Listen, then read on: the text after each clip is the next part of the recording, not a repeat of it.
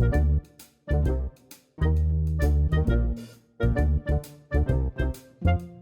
for joining this week's Tips with Tom. We have Tom Kapusta here with us from AdventHealth Foundation, and we're going to ask him a few questions that will provide you with some tidbits about plan giving. This week, we wanted to ask you, Tom, what is the difference between a will and a trust? Well, that's a very good question, and one that's in the mind of most people I talk to. In reality, the purpose of a will and a trust are very similar. They're basically the same. They are legal documents that express a person's instructions or wishes as to how their property is going to be distributed after their death.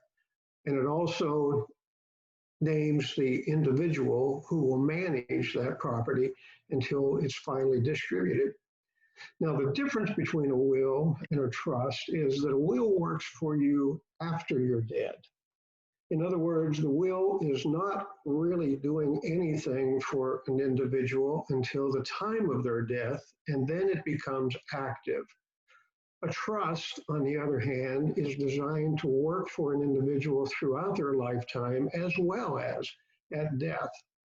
A will becomes a public document at the time of death, meaning that anyone can be able to see your will, your wishes, your ideas that you want for distribution. A trust, on the other hand, is a private document. It's confidential. The only people that are able to understand or see or read your trust are those that either you or your trustee allow to have access to. So there's a major difference. The will is a good document. The will is a basic foundational document for estate planning. But however, it is not doing anything for you during lifetime. It's a piece of paper that sits in a secure place until the time of your death, and then it's the instructions that will be used to distribute your assets. A trust, on the other hand, is a document that is working for you throughout your lifetime. We refer to it as a revocable living trust, meaning that there are many benefits to the trust that you do not get with a will. Thanks, Tom. That was really helpful. So in either case, what does it mean to include AdventHealth in your will or trust?